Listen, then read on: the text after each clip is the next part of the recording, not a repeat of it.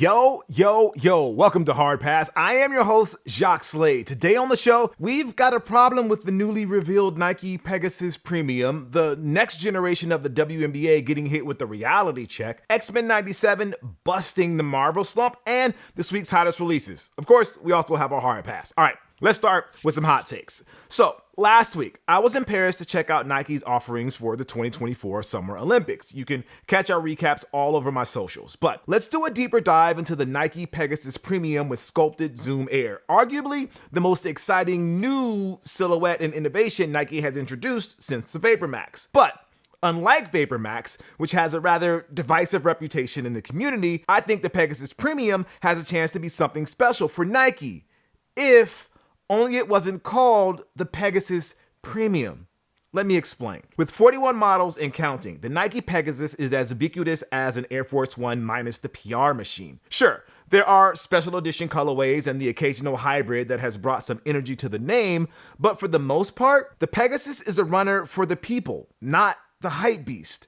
You can buy them at Nike.com, Dick's Sporting Goods, Foot Locker, Nordstrom, Macy's, WSS, you name it. They got a Pegasus for you. And that's why I think attaching a potentially game-changing feature like sculpted Zoom Air to the Pegasus could be more of a stumbling block, at least in the beginning, than a platform to elevate. Look, this is purely anecdotal, but when I posted a reel about the Pegasus Premium, it got a lot of buzz. Everybody was asking questions about how the shoe felt. Great, unlike anything I've ever felt from a Nike product. When they would drop, a wide launch in 2025 with several limited drops timed throughout the rest of 2024, and how much they would cost, in the $220 range. I did not get the same reaction from the community when we talked about their big Air Max Day shoe, the Nike Air Max DN. Really, I haven't heard this much chatter about a new piece of Air since the Vapor Max. I mean, remember how hard Nike pushed Vapor Max? I remember thinking Vapor Max was going to be this paradigm-shifting runner for Nike and that nothing was going to be the same. And then I tried them on. They were fine, but far from the revolution that I or Nike had envisioned. Several years later, the sculpted Zoom Air on the Pegasus Premium is what I thought Vapor Max was going to be. And that's why, to me, it's a little puzzling it's being attached to the Pegasus. Like, the two shoes that I read that people were connecting the Pegasus Premium's tooling to were the Nike Zoom LeBron 10 and the Nike Zoom All Out. With their full-length or nearly full-length Zoom Air tooling, attaching this latest Zoom Air revision to a new minted runner or the latest LeBron signature would have been the preferred move for me. The Pegasus, 41 years in, is the runner of the people and is priced accordingly. Introducing a premium version that is also priced accordingly could create unnecessary confusion in the market at a time when Nike needs a new hit to pop off for them. I don't know. It's a little nitpicky, but hopefully it won't hinder the potential of this new iteration of Zoom because, hey, I really like them, guys, and I hope you like them too. I don't want this to recede into the ether like other Nike tech that I was a fan of back in the days, like CROCS or Jordan Fusion. And I'm kidding, because nobody likes Jordan Fusions. They were a terrible idea. They were a terrible idea now. They're bad. Okay, anyway, moving on to other sneaker news. While we're still in the sort of Paris state of mind, Team USA Basketball has announced who will represent on the men's side. The headliners are LeBron James, Steph Curry, and Kevin Durant, and they will be teaming up with Kawhi Leonard, Anthony Davis, Devin Booker, Joel Embiid for the same reasons Hakeem Olajuwon also suited for the Team USA in 1996, Jason Tatum, and others. So expect to see red, white, and blue colorways of the Nike LeBron 21 or 22, the Curry 12, the Nike KD 17, the New Balance Kawhi 4, and whatever Skechers basketball shoe Joel Embiid will rock. The Jordan JT2 as well, and the latest Nike Book 1 that people will hate on for absolutely no reason. Anyway, speaking of shoes that the internet hates, Crocs and Pringles released a collab this week with the usual clogs and gibbets, but the highlight for me is the now sold out Crush boot that includes spoilers that look like chips and an attachment that you can use to hold your Pringles can. People already have hats with beer can holders for tailgating, so this is just the sneaker version. And with 420 just a few days ago, this was the perfect time to drop something this silly. Look, we need to laugh at these things instead of acting like it's a crime against sneaker culture, y'all. Get a personality. Anyway, on this week's edition of Both Things Can Be True, a concept that honestly people don't talk about more often, People are mad at Nike CEO John Make More Kobe Protros Donahoe for comments he made during a recent interview for CNBC. He said that some of the blame for Nike's recent string of lackluster sales can be placed on their employees working at home, as it has led to a lack of innovation. Okay, hear me out.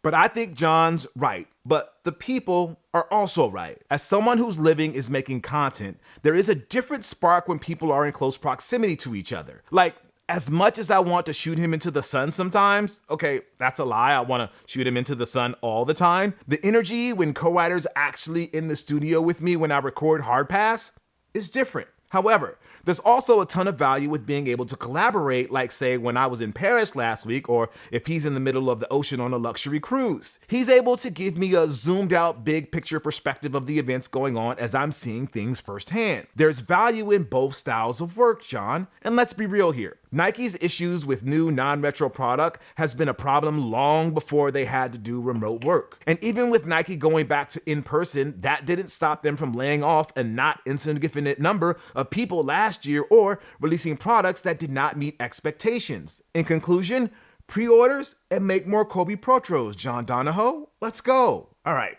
For the pick of the week, we have the Nike Air DT Max 96 in black and varsity maize. This is going to be on the 25th for $170. So after a headline-filled first season as the head coach at Colorado, sneakerheads will be pleased to know that a byproduct of that job is that Nike and Deion Sanders have seemingly buried the hatchet and are set to release retros of his signature trainers with their proper branding. So for this retro of the OG colorway of the DT Max, which coincidentally matches up nicely with Coach Prime's current gig, we are getting nice touches that were not seen in previous retros, such as the Prime with the stylized 21 on the pull tab and Deion's image on the Air unit that can be seen through the outsole. Congratulations to everyone who was taken in the WNBA draft this past week. Now Diana Taurasi gets to bust y'all's asses. Seriously, I love that energy from one of the GOATs. Look, I'm not going to sit here and tell you that I'm going to watch every WNBA game with Caitlyn Clark and Angel Reese this season because guess what? I don't watch every Lakers game or a PGA tournament or Monday Night Raw either. But I will renew my WNBA League Pass subscription like I always have. And I'm going to circle the dates when Indiana and Chicago play each other and when they play Phoenix because Diana is going to be there to get her petty on. And I'm going to be very interested to see how these rookies respond to all these players in the W who feel like they've been paving the way and are going to be overshadowed by the hype that Clark and the Reese and the Cameron Brink will bring. And yeah, I know we haven't talked about Brink on this show, but she's the number 2 overall pick, which happened to belong to the the 3-time WNBA champion LA Sparks. Anyway, she's going to fly under the radar of the Clark and Reese hype as much as a former NCAA champ and FIBA Cup 3x3 gold medalist who just played in the most watched women's tournament ever can fly under the radar. But the LA spotlight is going to be huge for her and for New Balance, who signed Brink to a deal last year. And we'll have more on Caitlyn re-upping with Nike for an 8 figures in the signature shoe. But for now, here's a clip from a few weeks ago.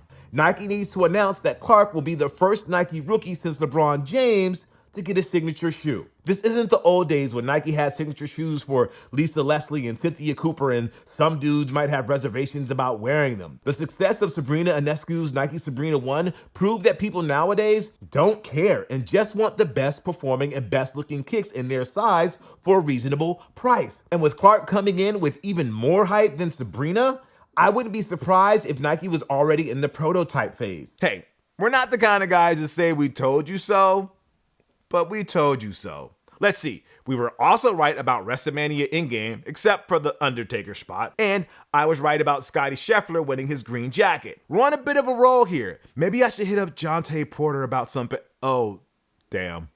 Oops. Who could have seen that gambling scandal coming?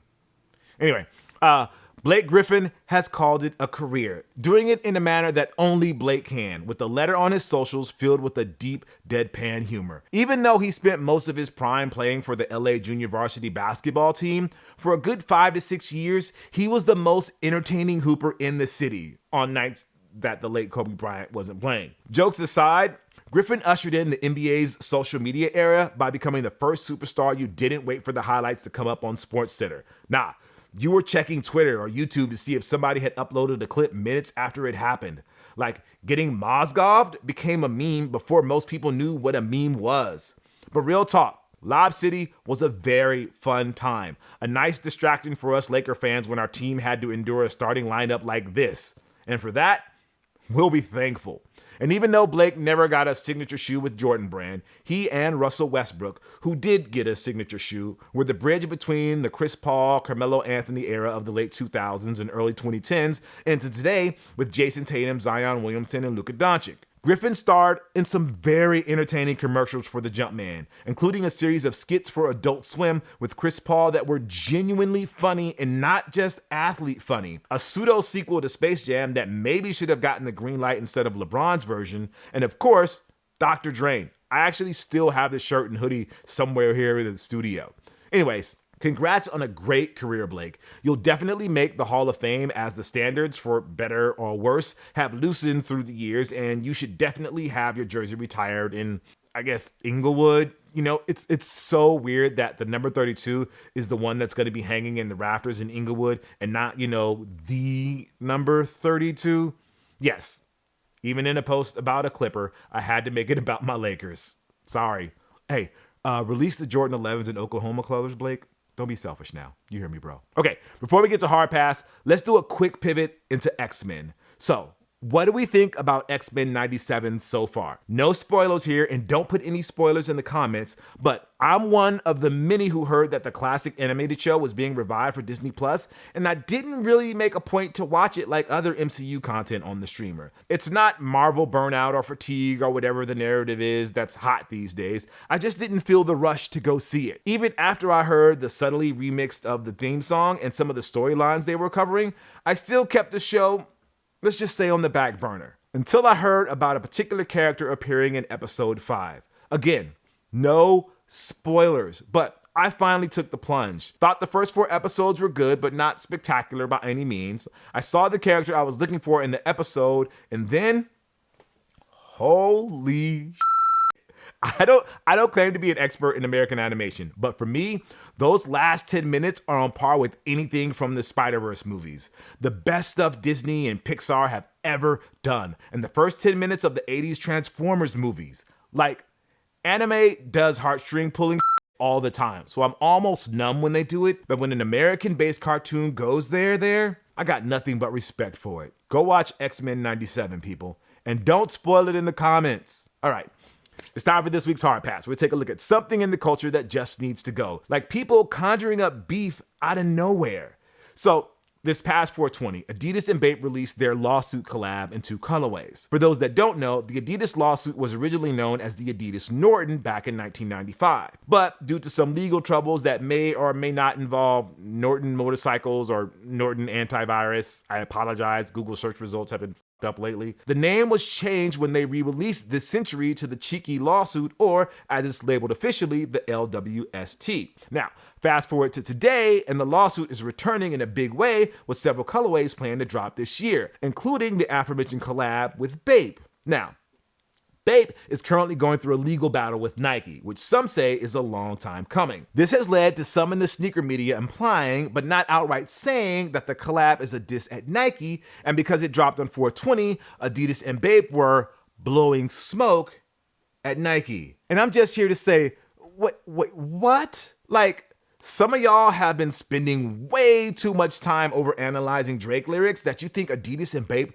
would do something like this. We're in the era of Anthony Edwards openly dissing other signature shoes, man. Adidas isn't into sneak disses right now. If they wanted to say something to Nike, they would just say it. And in a rare instance of comment sections actually being helpful, a few people have pointed out that these accounts are making it sound like the Adidas and Bape are just now calling the shoe the lawsuit, when that's been its name longer than it was ever the Norton.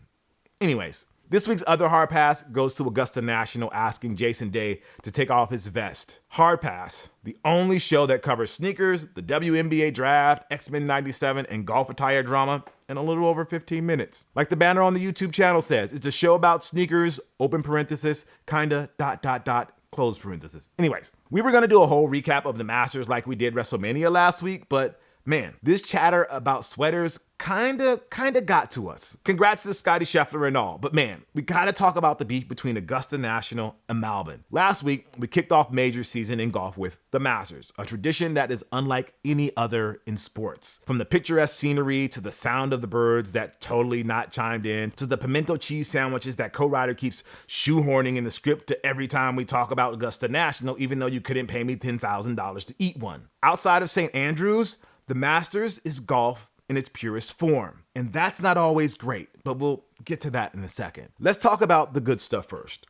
The Masters are a brand unto themselves that transcends golf. You might not know a golfer not named Tiger Woods, but you know that a green jacket is a symbol of excellence. You might think golf is a wasteful sport that is kinda not great for the environment, but you can't deny how pretty Amen Corner looks. And yeah, golf is inherently bougie, but Augusta National Golf Club takes their bouginess to a whole different level. Cell phones are not allowed on the course during tournament days. Corporate sponsors are kept to a bare minimum. Hell, some years they don't even have sponsors because they can afford it. And acting like you're at the 16th hole of the Waste Management Open will get you kicked out of the course faster than J. Cole backs out of beef. And there's room for that, right? At least I think there should be room for that. There's a pristine quality to the Masters that every golf fan should want to preserve. We should want the Masters to feel unlike any other place in golf. It wouldn't make sense for a Pebble Beach or a Turnberry or a Pinehurst to all of a sudden adopt the rules of Augusta National, just like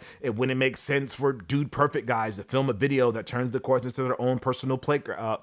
Actually, that did happen a few years ago. After years, decades of procrastinating, Augusta has finally adopted some modern sensibilities, like inviting Lee Elder to become the first black golfer to play in 1975, or allowing black men to become members in 1990 and women in 2012. Context, people. Where was I? All right. Augusta getting with the times, like selling themed meal kits to the Pinterest crowd, inviting Netflix to capture footage for Full Swing, and growing their YouTube presence by posting the final rounds of the tournament going all the way back to 1986. Hey, you know which video I like to just put on the screen here in the studio from time to time when I'm feeling a little down? The last round of the 1996 tournament when Greg Norman choked a 6-shot lead to Sir Nick Faldo. Why? Because it reminds me that whatever it is that I'm going through, at least I'm not Greg Norman choking a 6-shot lead to Sir Nick Faldo on the last round of the Masters for the world to see.